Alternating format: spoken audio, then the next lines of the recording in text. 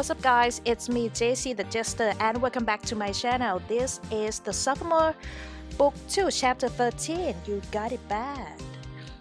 Okay, let's do it. You quickly get dressed and hurry to meet James at the coffee shop where he greets you with a cappuccino. I just hope that Becca will show up in this chapter because it's gonna be boring as hell without her. Hey you, I should be buying you coffee. You're the one who just signed a book deal. You're the one who just had a book release. Vasquez's novel would have never been finished without you. Okay, so we're both pretty awesome. Are you happy with the terms that Colin offered then? I am. I got everything I asked for in terms of creative control and the royalties agreement is more than generous.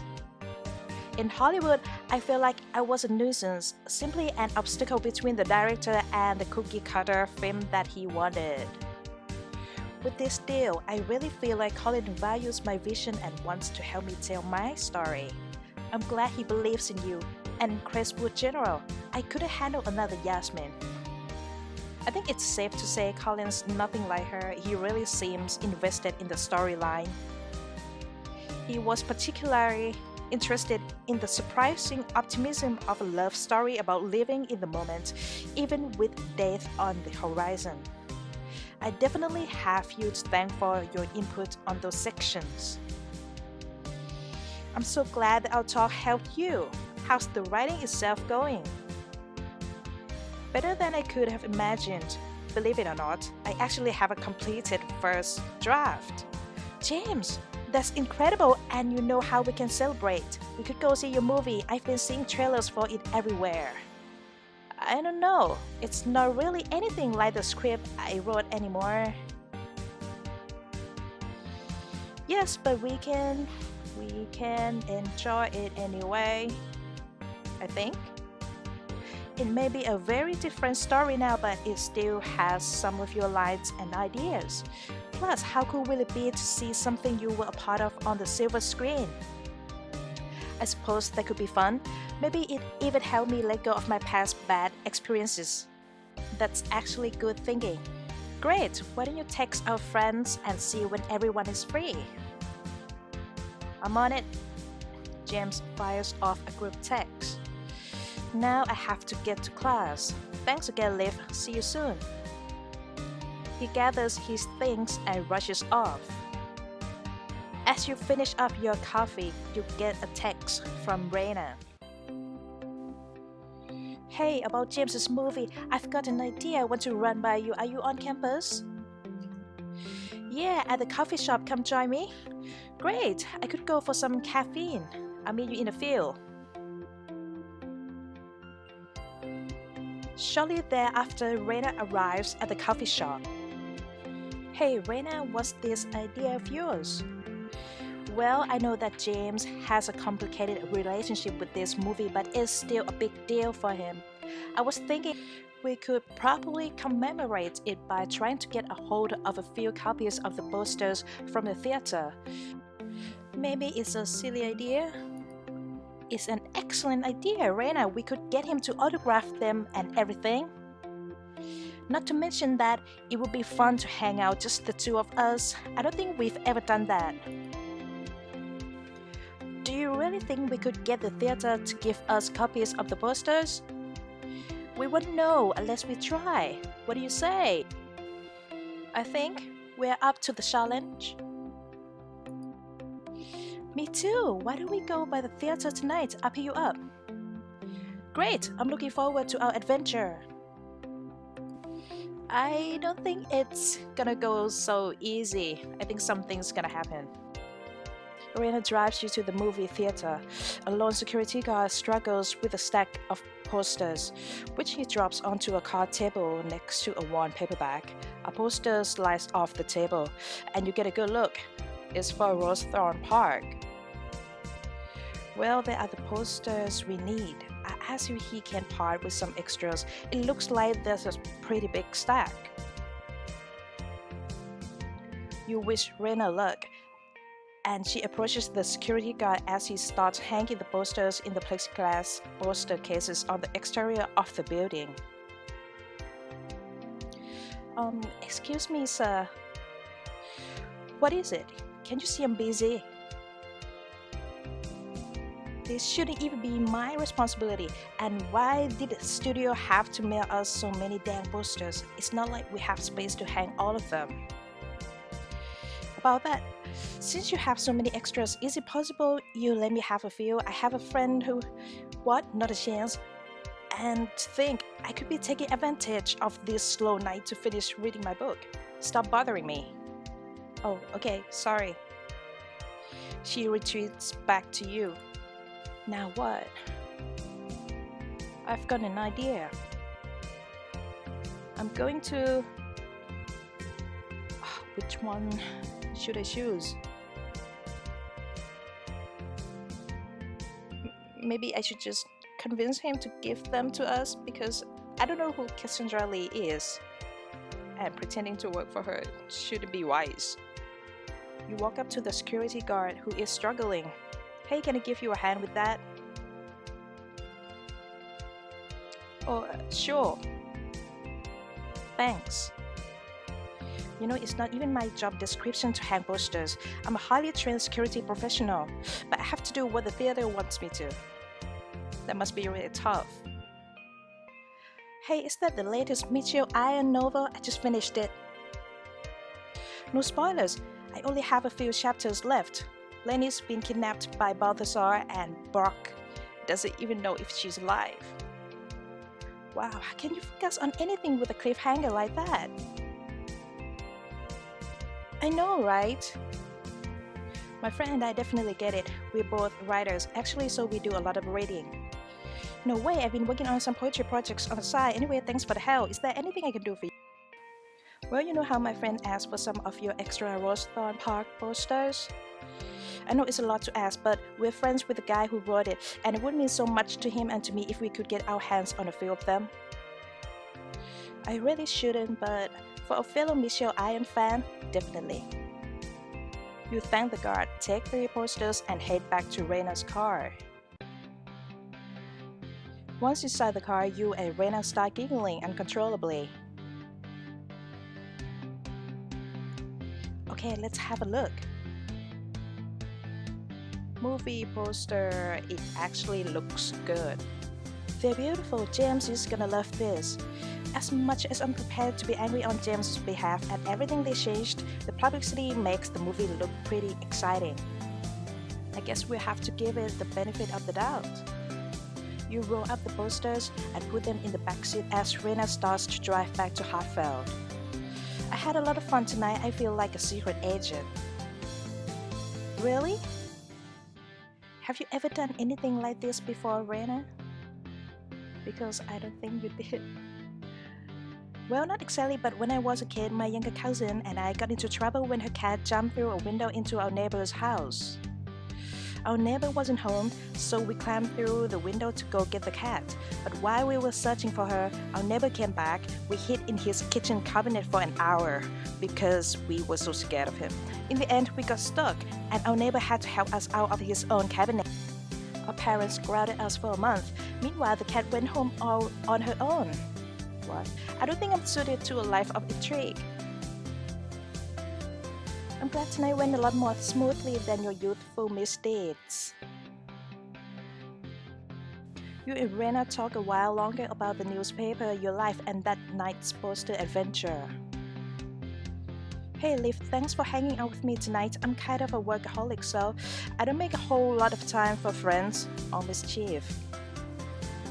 I think that means we have to do this again sometime. Maybe next time without 007 act. I'm not making any promises. Before too long, Reina pulls up in front of your house. You wave goodbye as you climb out of her car. A week later, you and a group of your friends go to the theater in Northbridge, excitedly preparing to watch James's movie. As everyone settles in with snacks and drinks to watch the previews, you lift your cup to James, the man of the hour. You should be proud of yourself for what you accomplished with this movie. And you've got a book deal. I can't think of anyone who deserves all their success more than you. Your friends raise their cups in a toast alongside you.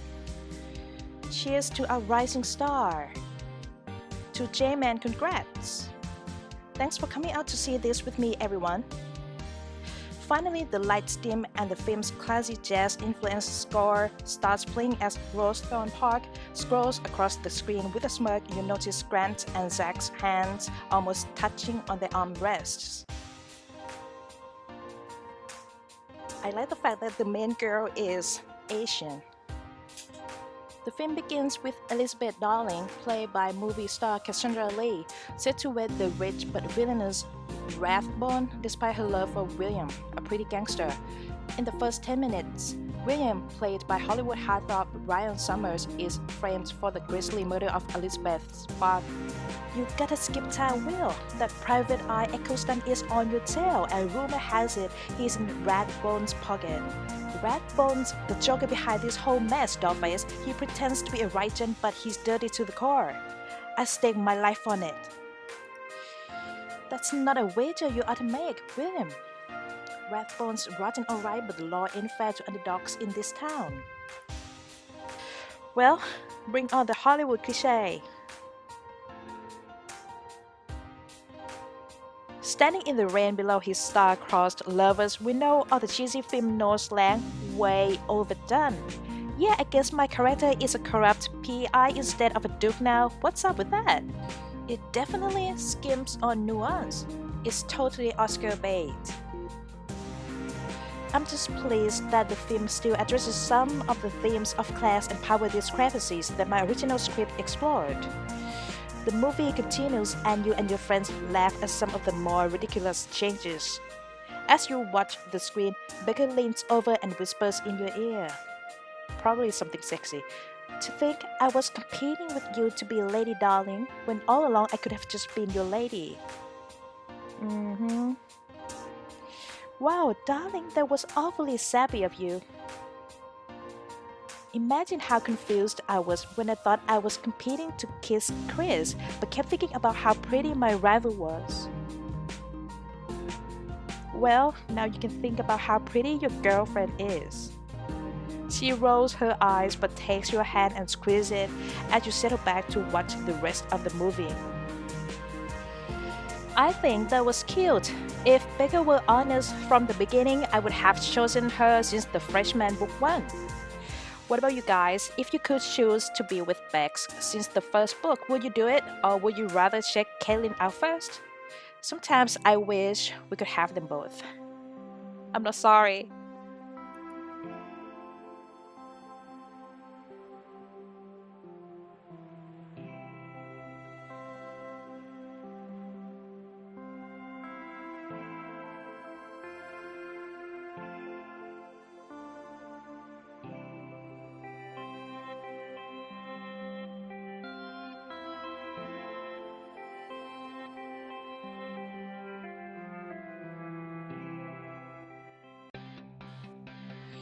You and your friends chatter about the movie as you leave the theater. Grant and Zach hold hands as they walk. As the rest of your friends walk on ahead, James falls back. Hey Liv, I want to talk to you about something real quick. You remember how I said I finished a rough draft to my novel? I know it's premature, but I had an advanced reading copy. Oh, I think he's gonna give it to us. We are about to get a gift from James. And it's his book. This is so nice.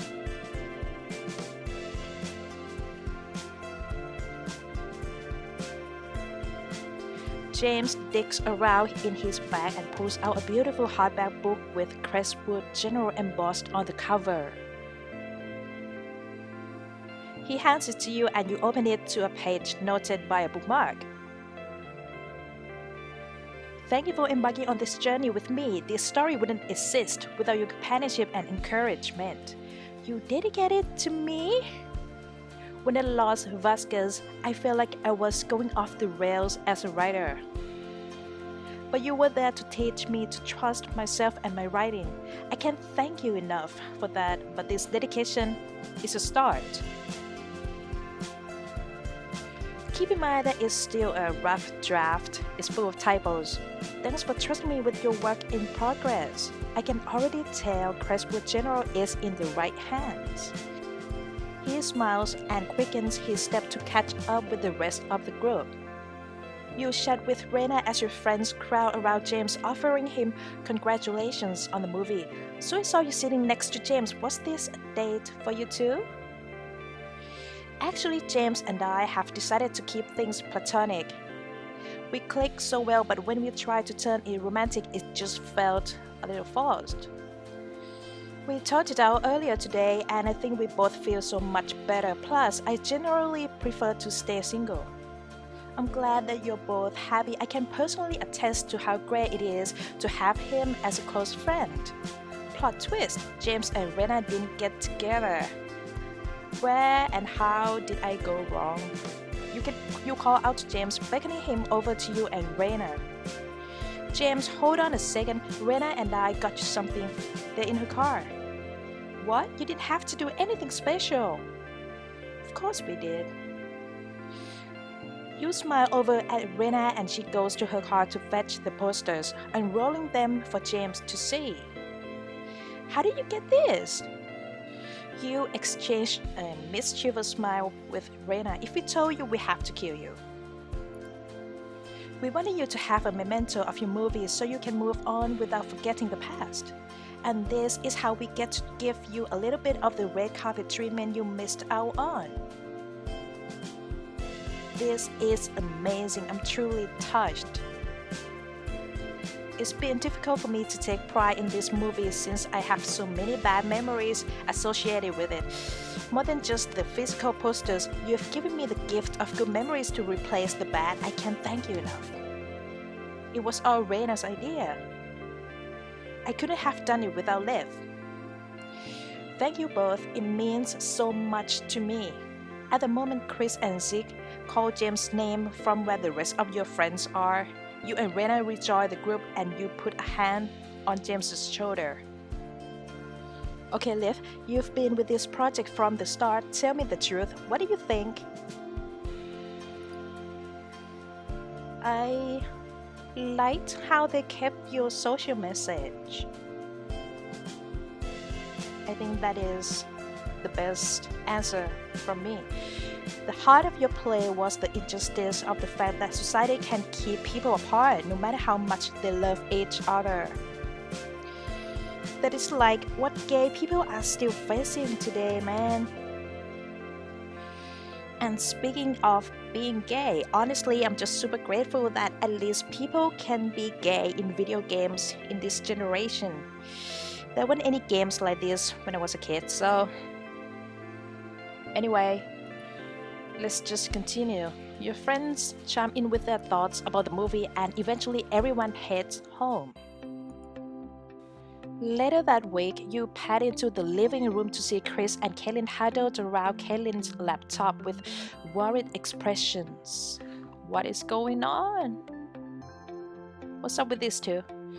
Oh no, I don't like those faces. What happened now? It's the last day to declare a major before spring quarter is over. What? I knew the end of our sophomore year was coming up fast, but somehow it still snuck up on me. It's okay though. The university is having a major fair in the gym where we can go check out our options. Ooh, I loved the opportunity to talk to someone about the English program. Let's check it out. As you, Chris, and Hayden arrive at the major fair, you take in all the different booths.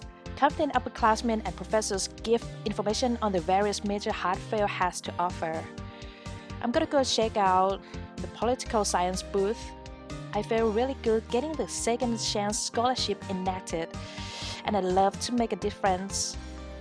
Go get him, President Powell. Grinning, Chris stops at the political science booth where he talks animatedly with a grad student. What about you, Kaitlyn? Powell to the people. Well, duh, I'm gonna major in music. You're not nervous about making such a big decision? Oh, sure, deep down inside I'm totally terrified, but I'm trying not to overthink it. About declaring an English major, I'm really confident about it. You said music's become a huge part of your life, and that's how I feel about writing. I'd be finding a way to write no matter what, so I might as well invest in becoming better at it. That's what I like to hear. Now you go find the English booth, and the next time you see me, you'll be looking at a fully declared music student. Leo, that's what I call music. Kaitlyn declared a music major. Good for her. Hi, I'm interested in learning more about heartfelt English program. You're in the right place. Wait a second, you look familiar. Aren't you Enrique Vasquez's protege? Liv, right? I was hoping to snare you in my department. I've heard and read a very promising things about you. Oh yes, that's me. My name is Alice. I don't know how to pronounce her last name. Somebody, can you please tell me how to? I think we're gonna see more of this new character, Alice, in the next book. And she is pretty and she seems nice, so... Oh, please call me Alice. Alright, Alice, I've really been enjoying my English classes this year, especially Irish Lit with Professor what? I can't even pronounce his name right.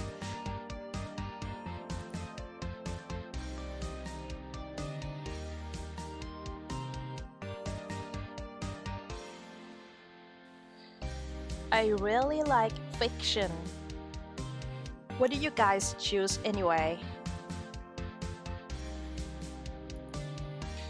And guys, I know that some of you are still waiting patiently for the update of my fanfiction, and I just want to say that I'm sorry that it's taking so damn long.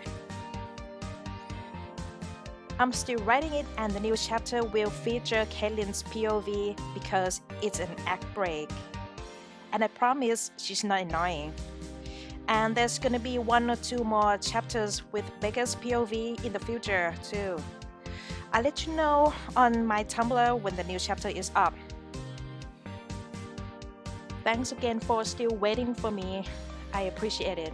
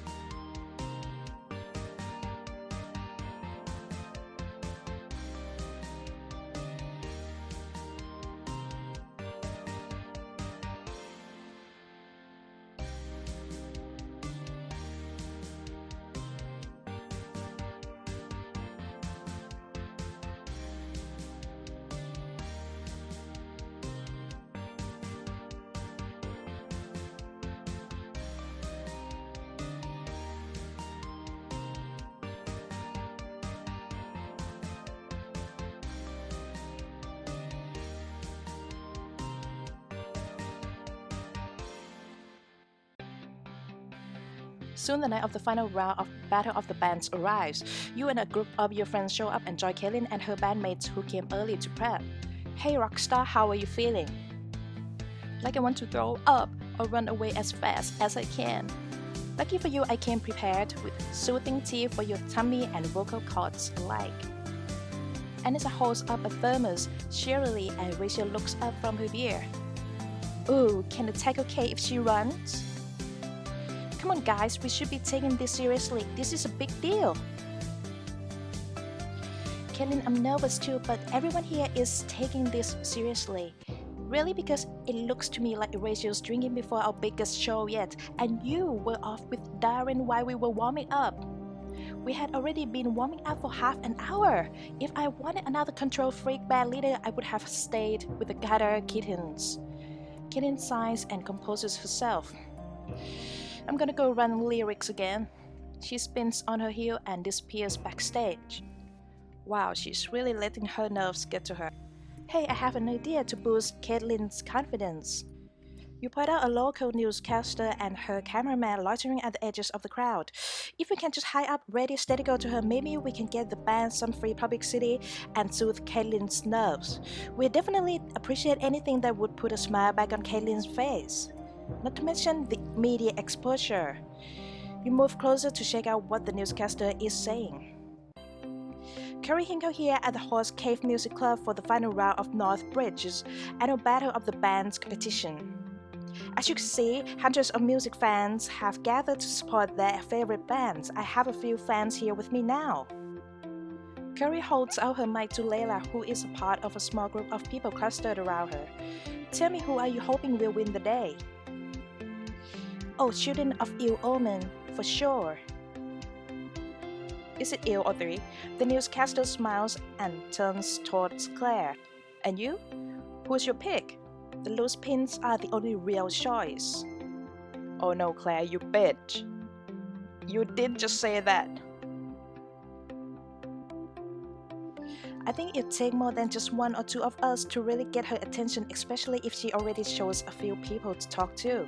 We could round up a bunch of us and bombard her with our support for Ready Steady Go. What do you think? We should hype Ready Steady Go, and of course, it costs diamonds.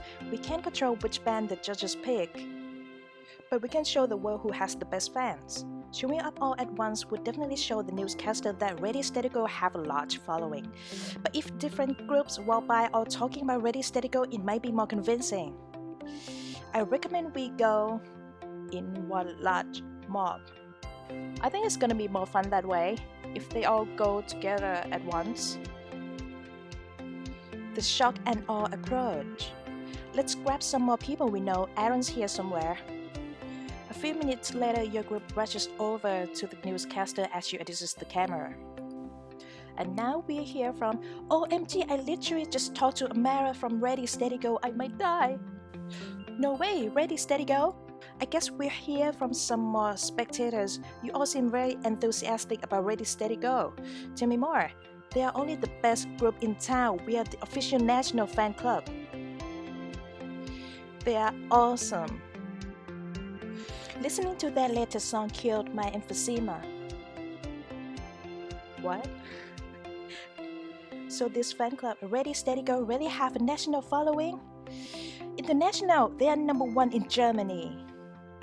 Hearing Ready Steady Go helped my grandmother remember her long-lost dad. Their bassist Rachel owns 2 Fendi purses and a silver Lexus. I think that's from Mean Girls. Ready Steady Go water my crops. Wait, what does that even mean? Ready Steady Go, they are so hot right now. So tell me, what specifically is so special about them? You smile while as the camera focuses on you. The best thing about them is the way they support each other. I've read a lot of interviews with the band members, and both on stage and in their everyday lives, they have each other's back. They care about each other as much as they care about the music, and that is what makes them so special. Thank you for your enlightening comments on one of the favored bands. I certainly hope to hear more from Ready Steady Go. Everyone regroups close to the stage. Do you think it worked? I hope so. Kaitlyn will be so excited. The newscaster gestures for her cameraman to lower the camera. Alright, Brendan, take 10. And if you see Kaitlyn Leo from Ready Steady Go, let me know. I'd like to interview her. I don't see anyone from the Loose Pins getting an exclusive interview. I call that a job well done. Just then, Natasha saunters up to Anissa on the outskirts of your group. Hey Anissa, have you listened to that No No No's album I lent you yet? Yeah, I've had it on repeat. I can't stop listening to Eyes Will Roll. I thought you'd dig it. I'm glad I ran into you at that show. Suddenly, Kaitlyn returns and sees Natasha and Anissa chatting. Uh-oh. Natasha, what's your deal? Try focusing on winning, not poaching band members from your competition. Excuse you, I am focused on winning. You're the one making this about some old grudge, and I'm not interested in getting into it. Kaitlyn, it isn't any of your business if I spend time with Natasha. I'm just trying to look out for you. Wow, I have so many better things to do than get in the middle of your petty squabbles. Good luck, Anissa, I mean that. Yeah, you too. Natasha walks past you all to order at the bar before anyone else can react. Kaitlyn glares after her, then rows on Anissa. Okay, what's really going on between you two? Natasha was just seeing if I liked the album she lent me. Oh, so now you're hanging out with the enemy? Are you giving her the inside scoop on our new songs too? Kaitlyn! Oh my god, girls, you need to stop. Natasha's trying to get under your skin. Maybe, I don't know. She knew it would bug you if she was nice to Anissa in front of you. Or maybe she was just being nice to me because she wanted to. I just can't deal with you defending her right now. I'm gonna take a quick walk. Anissa's face falls as Kaitlyn hurries out. I don't get it. Why can't she trust me? She let out a sigh as Amara pats Anissa's shoulder. I'll go talk to her. This better not be a deja vu. You catch up to Kaitlyn a few storefronts down the street as she stares moodily at the sidewalk and keeps walking. Just leave me alone for a little while. And then what? Are you just going to leave your bandmates hanging while you sell out here because Anissa doesn't hate Natasha like you do? She's her own person. You have to let her draw her own conclusions about people. Even someone who tried to ruin my life last year? Yes, you've told her what happened between you two. You can't control what she does with that information. I just don't want to worry about Natasha on top of everything else on my mind. I've been free now about the future, especially since I declared my major. It's hitting home that music is more than just a daydream for me now. I never took it too seriously before Ready Steady Go, but now that I'm actually trying, it would hurt worse if I fail. But all of the effort you've put into it has led to success after success. Isn't that a good thing? Of course it is, but it just means that the stakes are higher than ever. I have never cared this much about succeeding at something before. I can't shake the feeling that I'm not good enough, and Natasha has always gone out of her way to remind me of that. Listen, you can't let the specter of Natasha haunt you forever. If you want this future for yourself, you have to focus on that, not your past. Since dropping Natasha, you've kept your grades up, put together an amazing band, and dared to follow your dreams.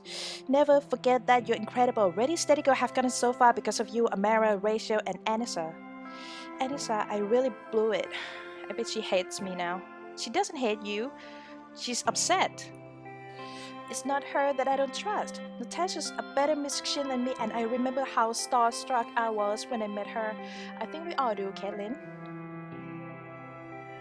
Okay, I'm gonna stop you right there. Natasha is not a better musician than you, and Anissa said herself that she doesn't want to play for her. It comes down to whether you trust her or not, and if you don't, I can help you. Well, we had a conversation earlier this week where she said she was only interested in me as a friend. And that was my fault. Kaitlyn, I'm so sorry.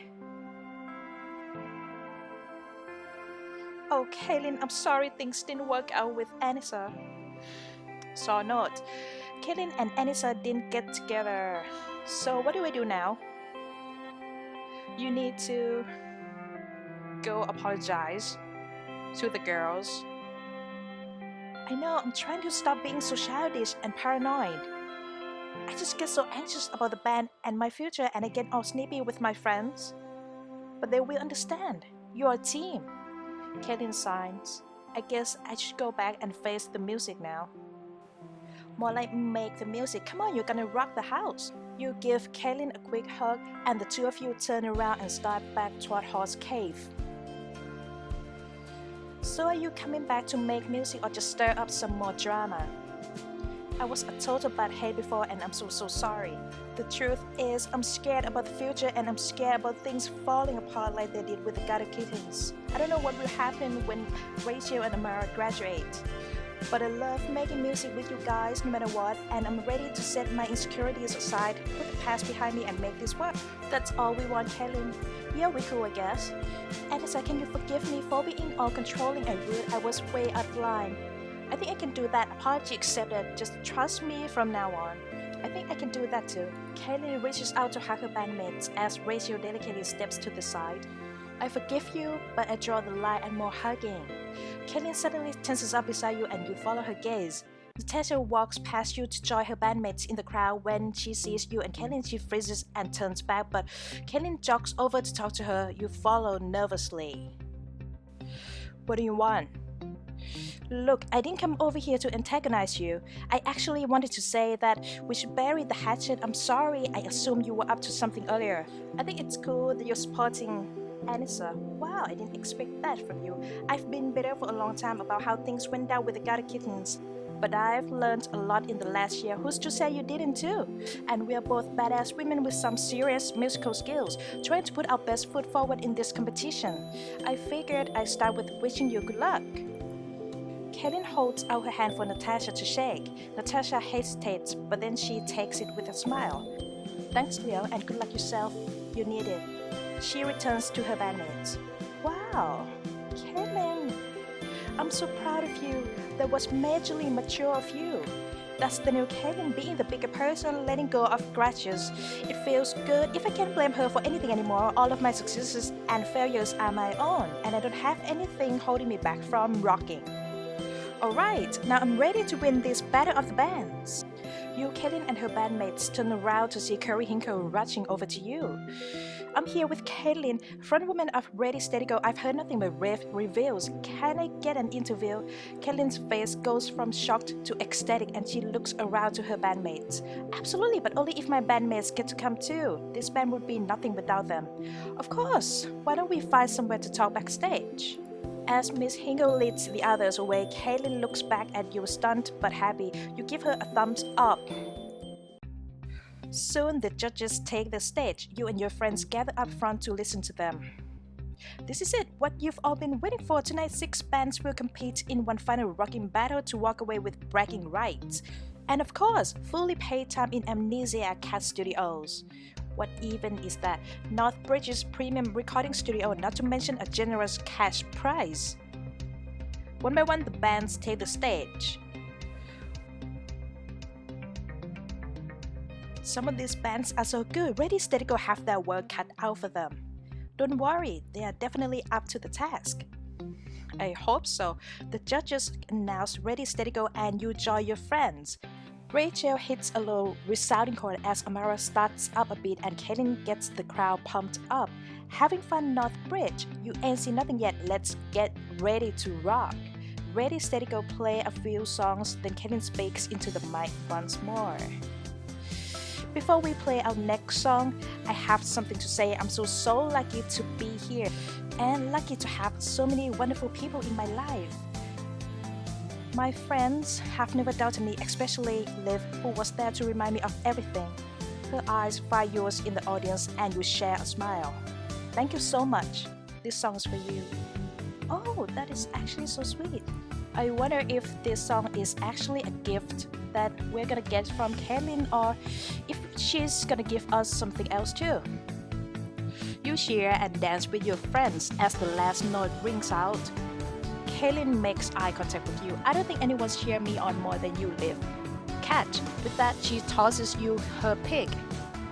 And it is beautiful. Look at it. Look at it. It's red and gold.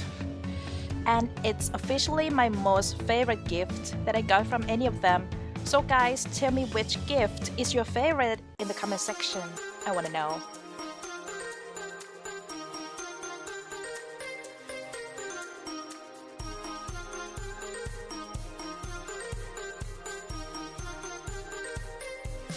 As the beat of the song picks up, Abby takes Tyler's hand and they start a goofy bumbling dance, laughing at their shared awkwardness.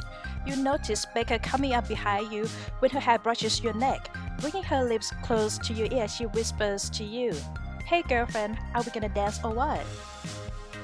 She wraps her arms around your waist and you sway together, her body warm against your back. So this is the first time Bex is dancing with us in public as our girlfriend. I am gonna take screenshots, print them out, and frame them on my wall. Can I just confess something? I think Natasha is pretty. Do you think she's pretty? I actually want PB to feature her background story in the next book. because I want to know what made her such a bitch when she first showed up. Like, what's her story? Anyway, Edgar the nerd is actually in a band, and this is his band, and this is his music. I think it's kind of cool, but I don't want him to win. Sorry. I want Kaitlyn to win.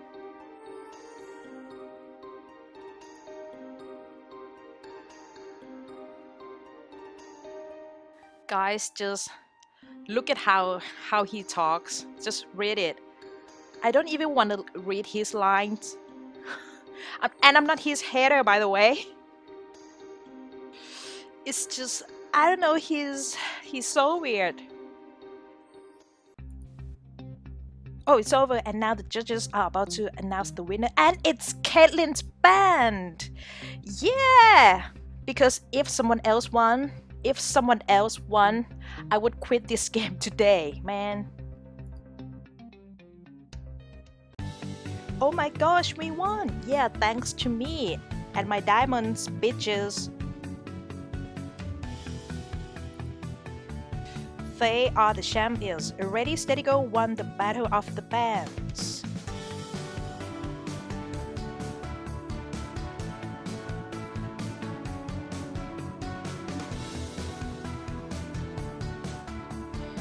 Kaitlyn, now that you won, please don't ever lash out at your friends again because it's getting old.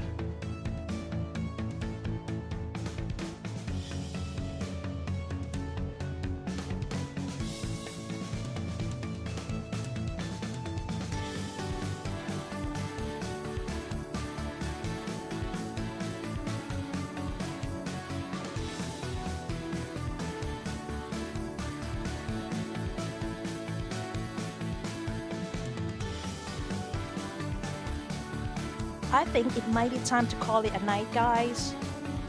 MC is definitely gonna go back to her house and have sex with Becca.